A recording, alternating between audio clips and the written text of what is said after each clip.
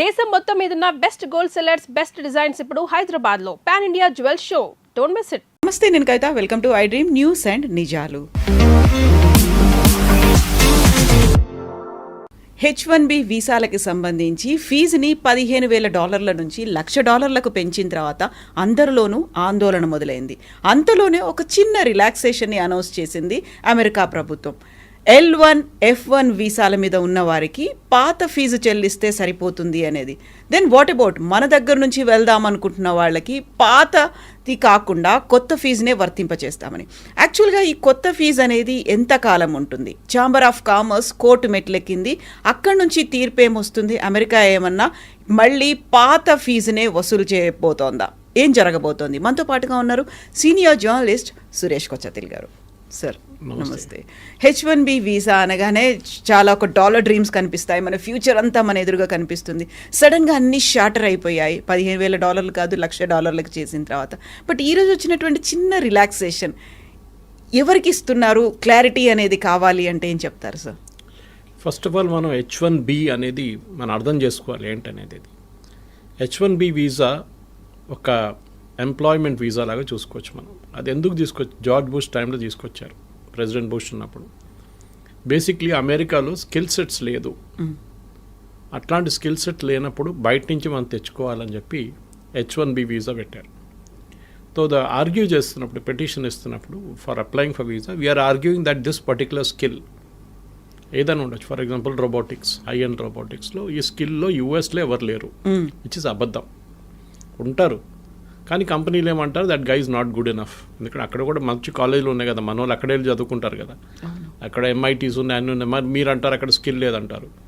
కానీ అప్పుడు ఉండే 1990 they had an issue. In fact the US science foundation అనుకుంటే ఎవరు వాళ్ళకి సర్వే కూడా చేశారు. 160,000 మంది మాకు తక్కువ ఉన్నారు స్టెమ్ ఫీల్డ్లో, science, technology, engineering and maths.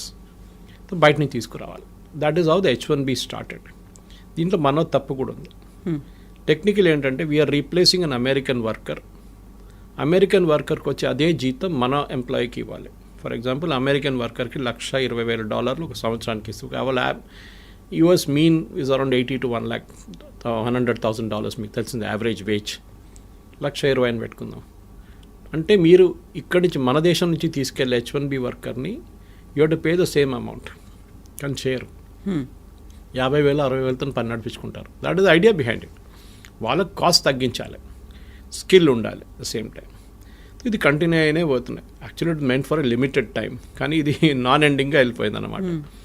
ఒక టైంకి వచ్చినప్పుడు ఏమైందంటే, ఇప్పుడు ప్రెసిడెంట్ ట్రంప్ ఎలక్షన్ క్యాంపెయిన్లో కూడా మాట్లాడుతున్నప్పుడు ఇదే అన్నారు, మా అమెరికన్ ఎంప్లాయీస్కి, మా అమెరికన్ స్టూడెంట్స్కి వాళ్ళు చదువుకున్న తర్వాత వాళ్ళకి ఉద్యోగం రావట్లేదు, మా దగ్గర పనిచేసి ఎక్స్పీరియన్స్ ఉన్న వాళ్ళకు కూడా ఉద్యోగం రావట్లేదు. అంటే వాళ్ళకి ఎందుకు ఇట్లా ఉద్యోగం దొరకలేదు? దాని మెయిన్ రీజన్ ఇస్ బయట నుంచి ఎంప్లాయీస్ని తీసుకొస్తున్నారు, భారతదేశం నుంచి, చైనా నుంచి, మిగతా దేశాన్ని తీసుకొస్తున్నారు. మా వాళ్ళకేమో ఉద్యోగం లేదు. So it's a genuine cost, దాంట్లో డౌట్ ఏం లేదు. ఎందుకంటే మీరు ఒరిజినల్ H1B ఫిలాసఫీ మీద చూస్తే మనం తప్పులు చాలు, మనమని కాదు తీసుకెళ్తున్న కంపెనీలు కూడా. దీనికన్నా ముందు కూడా కవిత గారు నేను చెప్పాను, టాప్ 10 2025లో H1B, ఎందుకంటే ఇప్పుడు H1B లేదు, నెక్స్ట్ స్ప్రింగ్లో వస్తుంది, 2026లోనే ఉంది నెక్స్ట్ స్లాట్. ఈ 2025లో అప్లై చేసి వీసా వచ్చిన వాళ్ళకి చూస్తే టాప్ 10 కంపెనీస్లో ఒకటే ఇండియన్ కంపెనీ ఉంది, TCS అట్ నెంబర్ 3. మిగతా కంపెనీలు 8 కంపెనీలు సాఫ్ట్వేర్ కంపెనీ, అంటే 7 కంపెనీలు software including TCS. Last 2 companies are retail companies, Target and Walmart. వాళ్ళైతే IT ఇంజనీర్లు తీసుకురారు కదా, వాళ్ళకి కావాల్సింది ఏమిటంటే మేనేజర్స్ లాంటి వాళ్ళు కావాలి వాళ్ళకి. ఇది కాకుండా ఈ H1B అనేది ఇంకొక కేటగిరీ కూడా అప్లై అవుతుంది. ఇంకొకటి కాదు, చాలా కేటగిరీస్కి. Doctors, nurses, priest, Indian Catholic priest అంటే మన చర్చ్కి ఉన్న ప్రీస్ట్, అండ్ నన్స్. ఈ 4 కేటగిరీలు తక్కువ ఉన్నారు USలో. వాళ్ళు ఏం చేశారంటే ఇక్కడి నుంచి తీసుకెళ్లారన్నమాట, మన దేశం తీసుకెళ్ళినప్పుడు I think around 2,000 somewhere there is a problem. జల్దీ ఖతం అయిపోతుండే H1B, ఇంతమంది తీసుకెళ్తున్నప్పుడు కోటా అయిపోతుండే. దాన్ని ప్రివెంట్ చేయడానికి ఏం చేశారంటే అక్కడున్న హాస్పిటల్ సెక్టర్, మళ్ళీ క్యాథలిక్ సెక్టర్, వాళ్ళు అంటే అమెరికాలో మోస్ట్లీ క్యాథలిక్స్ కన్నా ఎక్కువ వాళ్ళు బ్యాప్టిస్ట్ ఉంటారు అక్కడ. సో ఎనీవే సేమ్ డినామినేషన్ అనుకోండి వాళ్ళది. వాళ్ళు లాబీ చేసి ఈ H1B నుంచి తీసేశారు ఈ కేటగిరీని. This is a non quota category. ఎంతమందినని మీరు తెచ్చుకోవచ్చు డాక్టర్లని, ఇండియా నుంచో ఎక్కడి నుంచి అయినా, no limit. Versus H1B has a limit per year. ఇది కంటిన్యూ అయిపోతున్నప్పుడు ఒక స్టార్ట్కి వచ్చినప్పుడు, ఇన్ఫ్యాక్ట్ డ్యూరింగ్ ద క్యాంపెయిన్ మీకు గుర్తుంటుంది, ఏదో the clash between Trump and Elon Musk. Elon Musk ఏం చెప్పారంటే H1B నుంచి వచ్చిన వాళ్ళే మన దేశాన్ని ఇట్లా తయారు చేశారు, మీరు వాడిని ఆపేస్తే మన దేశంలో ఇన్నోవేషన్ ఆగిపోతుంది. Good point. ఇప్పుడు అదే జరగబోతుంది. ఇప్పుడు ఏమవుతుందంటే, ఇప్పుడు ఏం చెప్తున్నారు ట్రంప్, కాదు $1,00,000 పెట్టాలి మీకు కావాలంటే, అంటే అంత ఎక్సెప్షనలీ స్కిల్డ్ మనిషి ఉండాలి వాళ్ళు. కానీ కోవిడ్ మనకు చాలా లెసన్స్ నేర్పించింది మనకి. And one of the biggest lessons was మీరు ఎక్కడి నుంచైనా పని చేసుకోవచ్చు. మీరు ఎక్కడి నుంచి, ఇప్పుడు హైదరాబాద్లో చూస్తే కూడా మీరు హైటెక్ సిటీ వైపు సాయంత్రం పోతారు, లైట్లు ఉన్న అన్ని, ఆ గ్లాస్ ఫెసాడ్ ఉన్న అన్ని టాల్ బిల్డింగ్స్ చూస్తున్నప్పుడు, స్కై స్క్రేపర్స్ చూస్తున్నప్పుడు మీకు డౌట్ వస్తుంది అది అమెరికానా ఇండియానా అని చెప్పేసి. ఎందుకంటే we are working as per their timings. వాళ్ళ కోసం పనిచేస్తున్నాం. అది వెల్స్ ఫార్గో ఉండొచ్చు, డెలాయిట్ లాంటి కంపెనీ ఉండొచ్చు, చాలా కంపెనీలు ఉన్నాయి, మైక్రోసాఫ్ట్ ఇస్ దేర్, ఆరకిల్. వీళ్ళందరూ నాట్ ఓన్లీ అమెరికా, మిగతా జాగ్రఫీస్ కూడా వర్క్ చేస్తున్నారు. యూరోప్ ఉండొచ్చు, అది కాకుండా ఆస్ట్రేలియా ఉండొచ్చు, మిడిల్ ఈస్ట్ ఉండొచ్చు, వాళ్ళ కోసం కూడా పనిచేస్తున్నారు ఇక్కడ కూర్చొని. సో లాజిక్ నౌ ఇస్, ఎందుకు అక్కడికి వెళ్ళాలి? ఇప్పుడు నేను చాలామంది మాట్లాడాను, ఎస్పెషల్లీ టెక్నికల్ రిక్రూటర్స్ దగ్గర మాట్లాడాను, మీరేం చేయబోతున్నారు? ఓకే, వాళ్ళు ఏమంటున్నారు, మాకు ఇస్తున్న ఇన్స్ట్రక్షన్స్ ఏంటంటే we will pay them the same salary, అక్కడికి వస్తే ఎంత అదే శాలరీ మేము ఇండియాలో ఇస్తాం, ఎందుకంటే వీళ్ళు exceptionally skilled people, but we will not pay the $100,000. వాళ్ళకి బిజినెస్ వీసా ఇప్పించేస్తాం మేము. వాళ్ళు సంవత్సరంలో ఒక 10 నెలలు పని చేసుకొని ఇక్కడి నుంచే నడిమిట్లో every 3 months they will go for a US tour. US టూర్కి వెళ్ళి వచ్చేస్తారు. మీరు అడగవచ్చు, ఎయిర్ ఫేర్ అంతనే అవుతుంది కదా, తర్వాత అంత ఎయిర్ ఫేర్ ఖర్చు పదే వాళ్ళు అక్కడ పెట్టుకోవచ్చు అంటే, yes, that is also possibility. కానీ ఇక్కడి నుంచి కూడా చేసుకోవచ్చు, రిమోట్ యూ కెన్ వర్క్. ముందు మన దగ్గర నాకు గుర్తుంది, ఇప్పుడు కూడా Y2K బూమ్ టైంలో off site and on site అని చెప్పి ఒక కాన్సెప్ట్ ఉండే. ఇప్పుడు చాలామంది ఆన్ సైట్ పని చేయడానికి వాళ్ళకి ఇష్టపడుతుంది, ఎందుకంటే డాలర్ టర్మ్స్లో మీరు చెప్పినట్టు డాలర్ డ్రీమ్స్ ఉండే అప్పుడు. కానీ ఇప్పుడు అది లేదు. You can work from anywhere and salary కూడా, ఇఫ్ యూఆర్ ఎక్సెప్షనలీ టాలెంటెడ్, మీకు అదే శాలరీ ఇండియాలో వస్తుంది. కానీ taxation is an issue, health care is an issue. చాలామంది దుబాయ్కి ఎందుకు రీలొకేట్ చేస్తున్నారు? ఇప్పుడు నేను మొన్న ఒక రిపోర్ట్ చదివాను, యూరోప్ నుంచి అండ్ యూఎస్ నుంచి మ్యాక్సిమం ఎక్స్పాట్రియేట్స్, వాళ్ళది Americans are moving to Dubai to work. అదే కంపెనీలు, మైక్రోసాఫ్ట్ పెద్ద క్యాంపస్ ఉంది Dubai. So they are setting up. Sharjah కూడా is a big educational place. ఆ Emirates 7 countries they are really aggressive. Sharjah ఉండండి, Abu Dhabi ఉండండి, Dubai ఉండండి, ఇట్లాంటి దే ఆర్, వాళ్ళు ఏం చేస్తున్నారంటే బయట నుంచి అంతా కంపెనీస్ తీసుకొచ్చి ఇక్కడ పెట్టేసుకుంటున్నారు. వాళ్ళు అట్రాక్షన్ ఏంటంటే మెయిన్గా, మీరు ఇక్కడికి రండి, మీకు 0 ఇన్కమ్ ట్యాక్స్. ఓకే, ఎవరైనా everybody will say yes to it. 0 income tax అంటే మళ్ళీ దట్స్ అ బిగ్ సేవింగ్. అమెరికాలో ఉన్నప్పుడు మీరు ఆల్మోస్ట్ 50% దాకా ట్యాక్స్ కడతారు. Of course your health care is taken care of. భారతదేశం నుండి మీరు 30%, 32% దాకా ట్యాక్స్ కట్టాల్సి వస్తుంది. But health care is a big issue. కొన్ని కంపెనీస్ ప్రొవైడ్ చేస్తున్నాయి. ఇదన్నీ చూసినప్పుడు క్వాలిటీ ఆఫ్ ఎడ్యుకేషన్ అన్ని, ఇప్పుడు గల్ఫ్లో కూడా ఇండియన్ స్కూల్స్ చాలా ఉన్నాయి. The shifting is happening from Europe and US to Gulf. This is president Trump should be worried about this. ఆయనకి ఇక్కడ కొంచెం వరీ ఉండాలి, ఎందుకంటే టాలెంట్ అమెరికా నుంచి వెళ్తుంది, టాలెంట్ ఇండియా నుంచి వెళ్ళడం కాదు.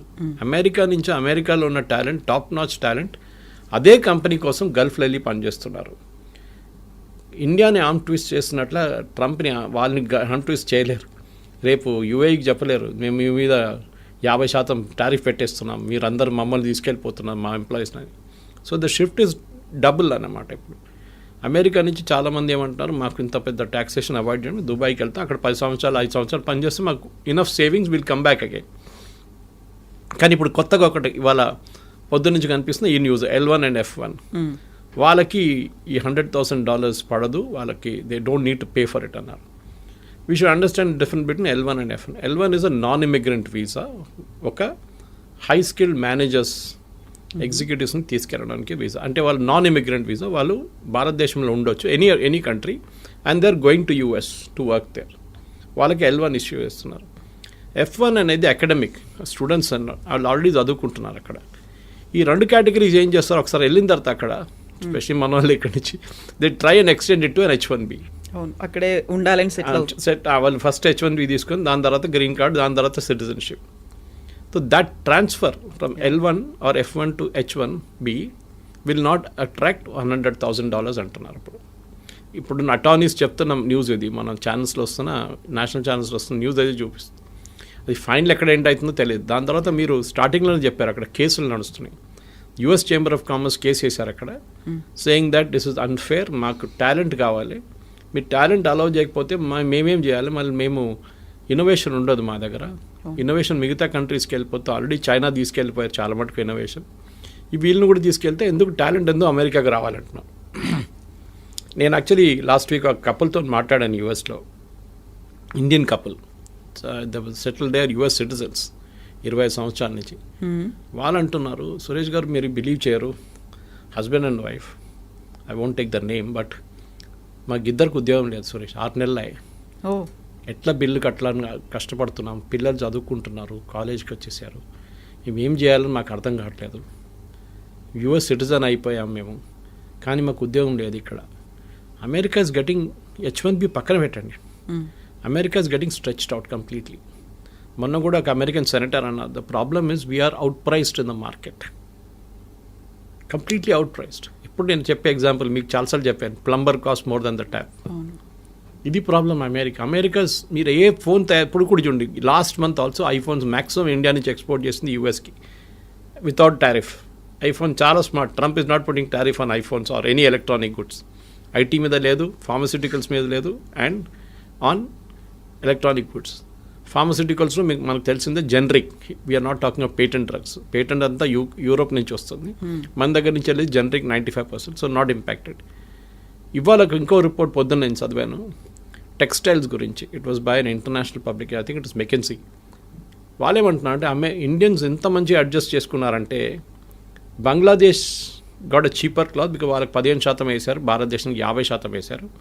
In spite of that India has invented new markets in Europe. మన లాస్ట్ 2 months ఎక్స్పోర్ట్స్ మీరు చూస్తే August and September our exports have gone up to Europe and other places. మొత్తం as a basket of exports it has gone up, to Europe it has gone up more అన్నమాట.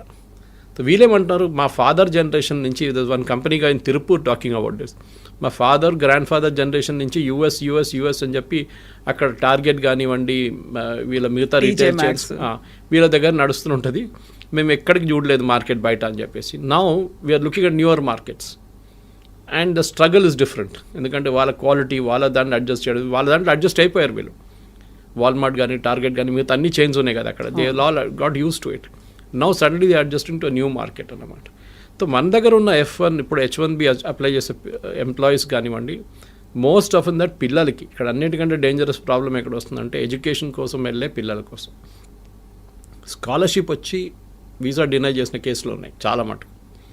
I met one doctor recently, young kid, Gandhi Osmania నుంచి pass out అయ్యి she was working and ఆమెకి full scholarship వచ్చింది MS కోసం, కానీ she couldn't go, visa reject చేసేసారంట.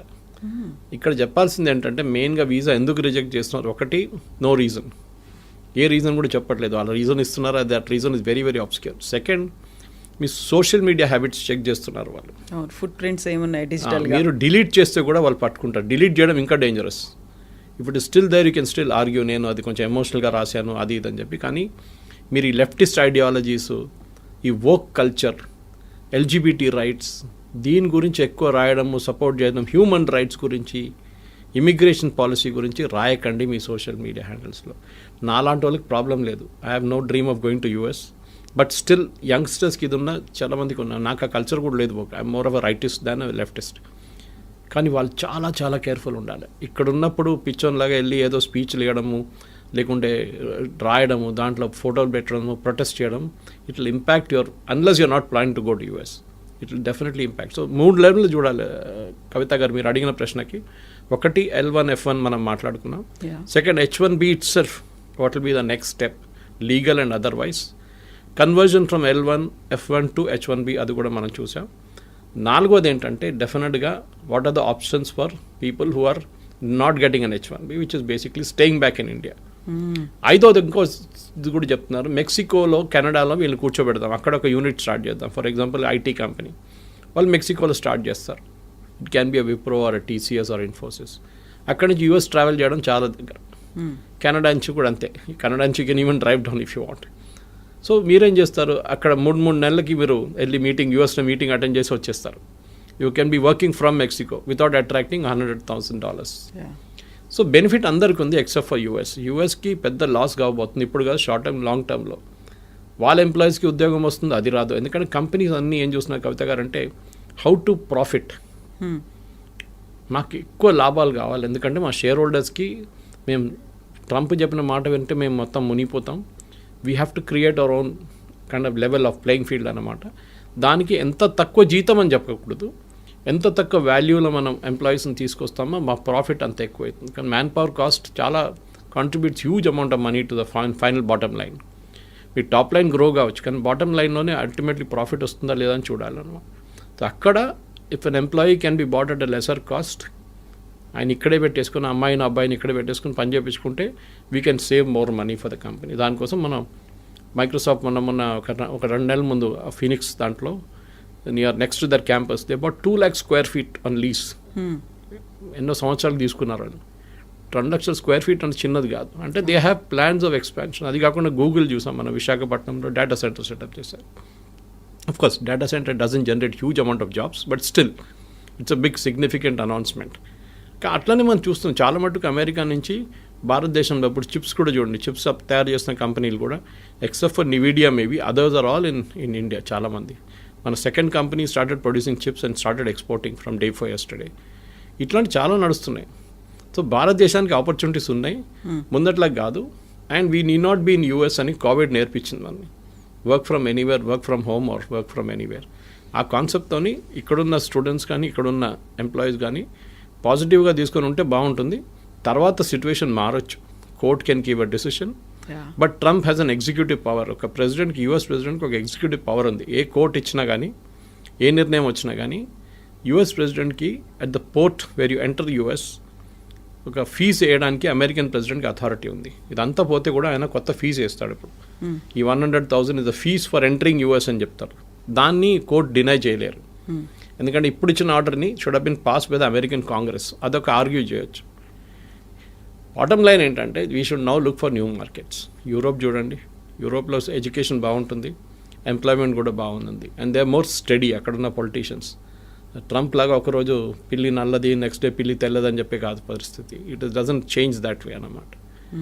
Overall నేనైతే పాజిటివ్గా ఉన్నాను. అండ్ నెక్స్ట్ 3-4 monthsలో క్లారిటీ కూడా వచ్చేస్తుంది. ట్రంప్ కూడా చాలా మటుకు దిగి వస్తున్నారు. ఈ signing agreements with Australia, with Russia, ఇప్పుడు యుక్రెయిన్ చూడండి, అది కూడా మారిపోయింది, కథ అంతా మారిపోయింది అక్కడ. Overall Trump is also feeling the heat అనమాట. ఎందుకంటే ఆ ఎంప్లాయ్మెంట్ రావట్లేదు. లాస్ట్ 3 నెలల్లో American unemployment has risen to record levels. అది చాలా పెద్ద వరి ఆయనకి. అమెరికాలో ఎలక్షన్ మన దగ్గర ఉల్లిపాయల రేట్తోనే గవర్నమెంట్ పడిపోతుంది అంటారు చూడండి, అక్కడ అన్ఎంప్లాయ్మెంట్ రేట్తో గవర్నమెంట్ పడిపోతుంది. ఇన్ఫ్లేషన్ పెద్ద ఇష్యూ కాదు అక్కడ, especially food inflation anyway is high in America. కానీ ఎంప్లాయ్మెంట్ రాకపోతే then American politicians are in big trouble. దానికోసం ఇంత పెద్ద రిస్క్ తీసుకున్నారు ట్రంప్, కానీ అది కూడా ఇప్పుడు పనిచేయట్లేదు.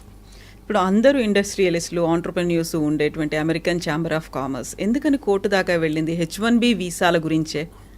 అంటే వాళ్ళకి వైపు that is not our commerce, వాళ్ళ కామర్స్ వాళ్ళు వెళ్ళారు. వాళ్ళ అంటే ద మెయిన్ థింగ్ ఇస్ వాళ్ళు ఏమంటున్నారంటే మాకు టాలెంట్ కావాలి.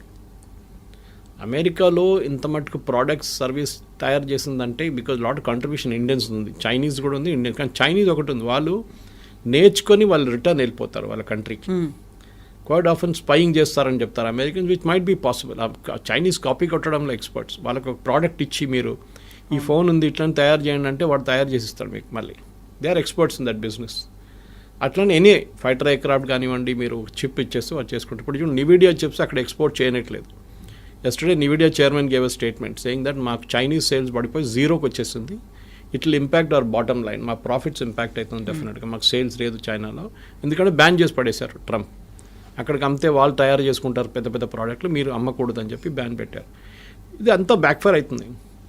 మన దగ్గర ప్రాబ్లం ఏంటంటే ఇండియాలో మనం ప్రోడక్ట్స్ తయారు చేయట్లేదు, మనం సర్వీసెస్లో ఎక్స్పర్ట్. ఐటీలో మనం ఇవాళ దాకా బహుశా ఒక జోహో పక్కన పెడితే, లేకుంటే ఒక టాలీని పక్కన పెడితే, ఫినకల్ ఆఫ్ ఇన్ఫోసిస్ పక్కన పెడితే, మిగతా మనం we haven't made any hardware products.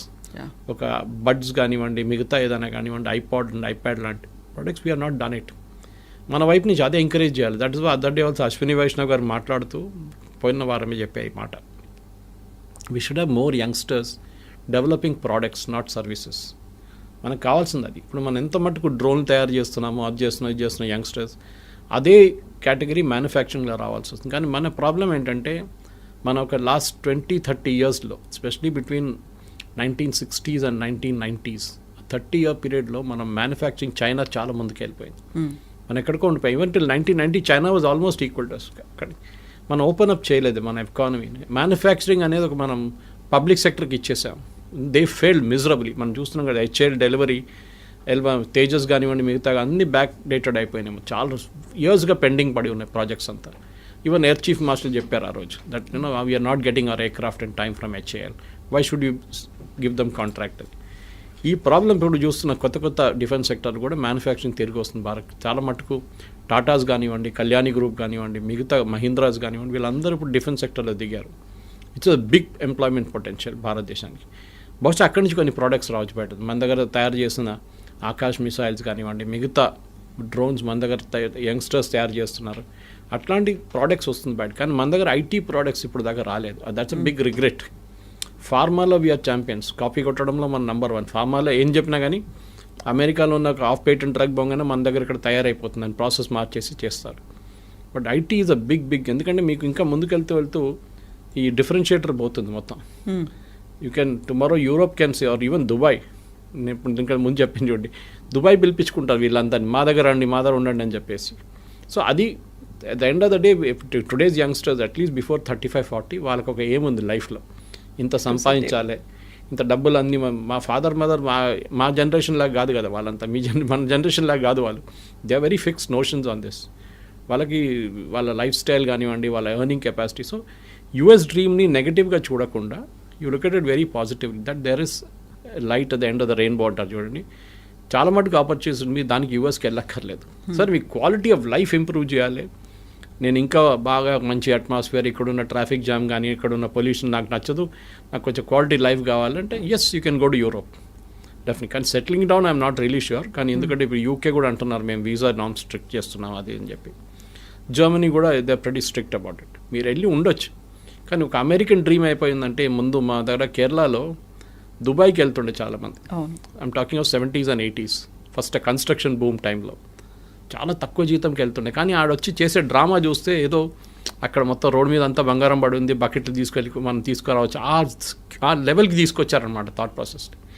So ఇక్కడున్న యంగ్స్టర్స్ కూడా అదే ఆలోచించారు, అరే దుబాయ్ ఇంత మంచి ప్లేస్, మనం అక్కడికి వెళ్ళిపోతే ఎంత బాగుంటుంది, ఏజెంట్కి డబ్బులు ఇచ్చి వీసా ఇచ్చి చేయించుకుంటారు, లాస్ట్ అక్కడ వెళ్ళినప్పుడు నరకంగా అనిపిస్తుంది వాళ్ళకి. Now situation has change. ఇప్పుడు కన్స్ట్రక్షన్ బూమ్ అయిపోయింది. Now దుబాయ్స్ and even Saudi Arabia వీళ్ళందరూ దే రియలైజ్డ్ ఆయిల్ అంటే దుబాయ్లో ఆయిల్ లేదనుకోండి, కానీ అదర్ పార్ట్ ఆఫ్ ఇట్ మిగతా ఎమిరేట్స్లో ఉంది కదా, వీఆర్ ఆల్ వాళ్ళకు యూరోప్గా తయారవుతున్నారు. మొహమ్మద్ బిన్ సల్మాన్ చెప్పారు కదా, I take Saudi Arabia to become Europe by 2030 అని. సో అమెరికన్ డ్రీమ్ కూడా పోతుంది. అమెరికా నుంచి చాలా మటుకు షిఫ్ట్ అవుతున్నాయి. And you can see this consistently. New York Times subscribe చేశాను నేను, I read it every day. ఎన్ని బిజినెస్ షిఫ్ట్ అయిపోతున్నారంటే అమెరికా నుంచి చైనా మ్యానుఫ్యాక్చరింగ్ మొత్తం తీసుకెళ్ళిపోయింది. దాని తర్వాత కూడా వీళ్ళు కార్లు అక్కడి నుంచి మళ్ళీ ఇప్పుడు అమెరికాకి ఇంపోర్ట్ చేసి అమెరికాకి ఎక్స్పోర్ట్ చేసి బీవాడీ లాంటి కంపెనీ కార్లు అమ్ముకుంటున్నారు. They selling cars in Europe. ఎందుకంటే వాళ్ళకి ఇన్పుట్ సబ్సిడీ చాలా హెవీ ఉంది. చైనాలో ల్యాండ్ ఫ్రీ ఇస్తారు, మీకు పవర్ చాలా తక్కువ రేట్లు ఉంటుంది. చాలా చైనీస్ గవర్నమెంట్ చాలా ఎంకరేజ్ చేస్తారు ఇండస్ట్రీని. అండ్ వాళ్ళకు కూడా ఒక లాంగ్ టర్మ్ గేమ్ ప్లాన్ ఉంది. మన దగ్గర అది లేకుంటే, కానీ I think time has now come. H1B కానివ్వండి, L1, F1 గురించి మాట్లాడితే అది కాకుండా ప్రొఫెషనల్స్ కూడా మన దగ్గర చాలామంది ఉన్నారు. మెడికల్ ప్రొఫెషనల్, డాక్టర్స్ కానీ నర్సెస్ కానీ.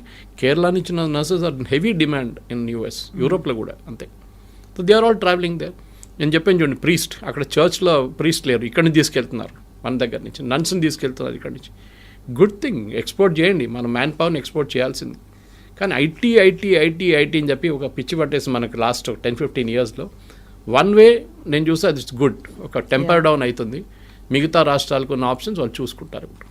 Yes sir, thank you so much sir, thank you. నిజంగా ప్రస్తుతం ఉన్నటువంటి సమాజం దేనికి ప్రయారిటీ ఇస్తుంది? ఆర్థిక సంబంధాల చుట్టూ మాత్రమే తిరుగుతుంది. మళ్ళీ ఎన్నికలంగానే చాలా విరక్తి కలుగుతాం. మంచి అనిపిస్తుంది కదా, లేడీస్ కూడా ఛాలెంజింగ్ జాబ్స్ చేసినప్పుడు చాలా బాగుంటది. ట్రాఫిక్ అసిస్టెంట్స్ గా నియమించిన ట్రాన్స్జెండర్స్ అందరితో సాల్యూట్ చేయించుకుంటున్నారు. ఫుడ్ డెలివరీ ఇవ్వటానికి వెళ్ళినటువంటి డెలివరీ బాయ్ అనిల్ పై కళ్ళ ముందు పెళ్ళండుకోండి.